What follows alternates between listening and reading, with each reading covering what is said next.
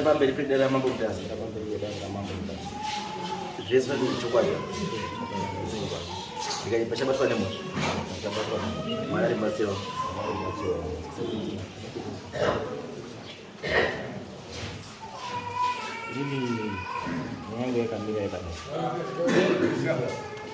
Nyango yakamira yakadai ndakatenga peni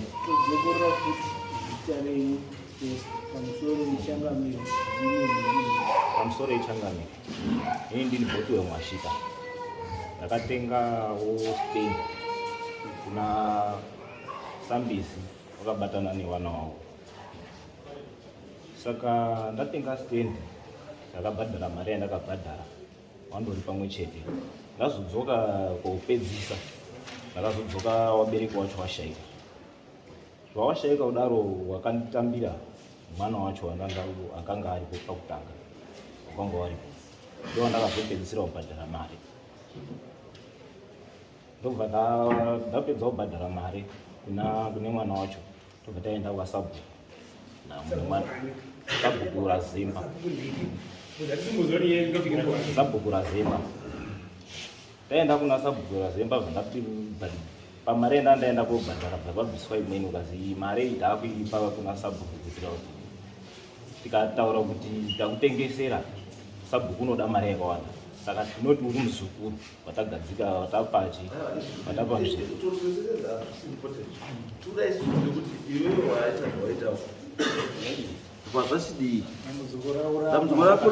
dambudziko rangu pandakazoenda ndakuda kowaka ndakasvika inadha atengesa nzvimbo iyi ndo pane dambudziko papatonestrachaike papatowakwa iwe after waite zvawaita wapiwa wakatora nguva yakareba sei? ndakabhadhara toti ndakabhadhara gore rino taura makore ndakatora gore kubva gore ripi kubva ndakabhadhara 2013 2014 chekupedzisa ndapedzisa ndobva ndazozoenda next racho saka mira kubvunza uri kuno wakaita zvawakaita wakabhadhara 2013 ukapedzisa 2014 kusvika izvozvi we're talking of 11 years pesa pandaingozi ndichakupa pamweni 11 years ndizvozvo chaizvo ndingonditi ndichakupa pamweni saka izvozvizvi zvakutoti inini ndinoitwa Bernard Ndizi ndinogara kwaMuchena Nyautonga village sabhuku wangu ndirazemba sakaitika it was 24 August 2013 vamashita vakauya ini ndaiva kubasa vauya ndiko ndakafonwa nababa ndikauya tikaungana semhuri baba akati ini ndakurwara wakomana kaza ndakurwara vana mashita ava ihama dzedu namashita ari pamhiri apo ndanzwa kuti vanokama saka ndikuda kungomugurirawo sehama mutemo weZimbabwe unoti simba itengeswe bati iye ndichamugurirawo kana paine apa achandipa what anondipa takawirirana ndisazo baba nevana baba akati zvakanaka zvadaro vamashita avo wakabhadhara tokeni yavo wakabhadhara kunani nababa baba ndini ndakabudisa muromo wekuti no baba isusu tiri kukura plus tine vana vari kukura zvakadii kuti pave nechinyorwa chinovako just in case of tomorrow kuti muzukuru wedu uyu arege kuzorwa nevana wedu nokuti ndima wapa tikanzi alright mwanangu apa watoya nepfungwa dzakanaka vamashita wacho vachibva waita se vandatotibudisa ichi amauya nechitupa here vachibva wabudisa chitupa chavo ini ndobva ndaita se ndobva ndatotora pepa vandasainisa tete anga arimo navo vamashita vakasaina nababa wacho vakasaina zvadaro vamashita vakagara wabhadhara mari yavo for vari kunyepa 2014 ipapo vakazouya vachibhadhara mari ipapo ndinoti manyepo because ini ndakaenda kubasa wanyepa ndinoti inini apo ndakazoenda kubasa ndaenda kubasa stete wangu hanzvadzi yangu inovairi hanzvadzi yangu yakandifonera ndiri kubasa ikati hanzvadzi mukadzi wavamashita vauya pano asi vauya pano vataura kuti isusu kuno kuti togara hatichapadi pane tinoda kuenda hanzi kwamatenga mbiri amene kunani hatizivi zvazvo mumba mevanhu saka tikati saka zvanzi saka mama ati chii mama wangu achiri wapenyu tikanzi mama wati hapana zvokuita, tongoita setoona zvokuita. Mama asikanzwa wakaenda kwaSabhu, wakataura naSabhu kuti ndozvataura Mashita uya akauya pano kuti handichadi pekugara, zvekuti dai varazemba vachiri vapenyu vaigona kutestify vachitaura izvozvo kuti mbuya Maimbidzo wakauya.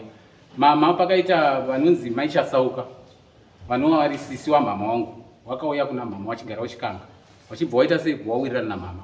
Wawirirana namama, ndiri kubasa zvakare, maise mukomana mukuru ndakafonerwa zvakare kuti iwe mwanangu, nyaya iripo ndoda kupa hangu sisi vari kugara kuBrigade, vagarawo pakaramba Mashita paya paya. Kana zvazodaro isusu tichazoita sei? Tozoona kuti uyu tokeni yake idzoke.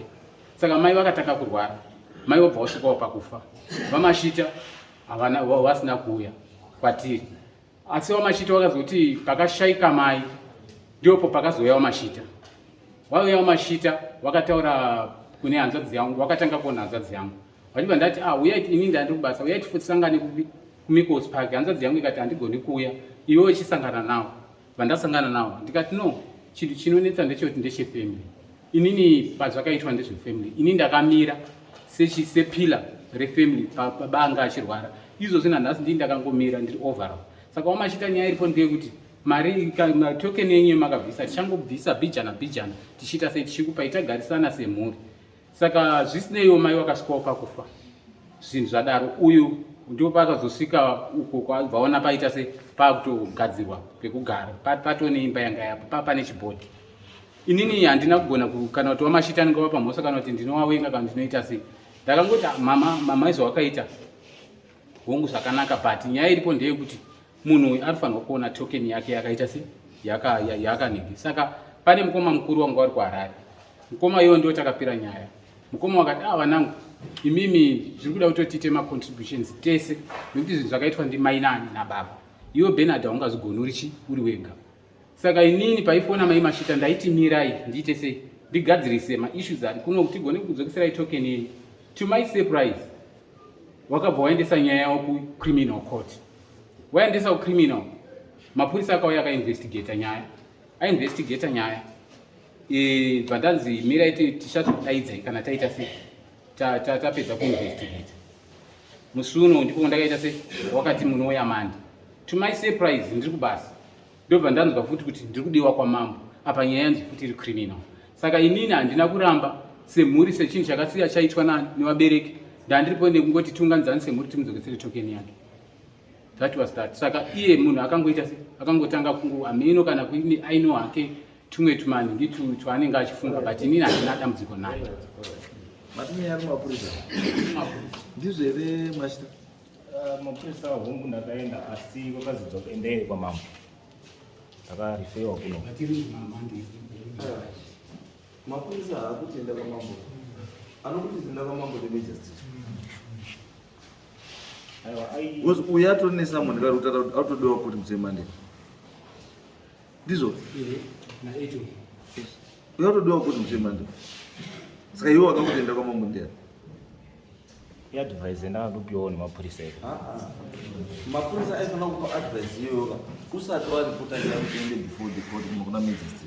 Because as long as yato kuna Majesty, zvatakutoita izvi yatonzi yachi subjudice, handidhiri nenyaya yekuti iri before a court.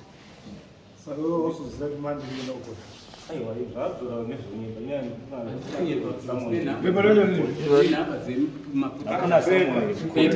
vakati mawitnesses munouya kutorwa kwakainvestigate.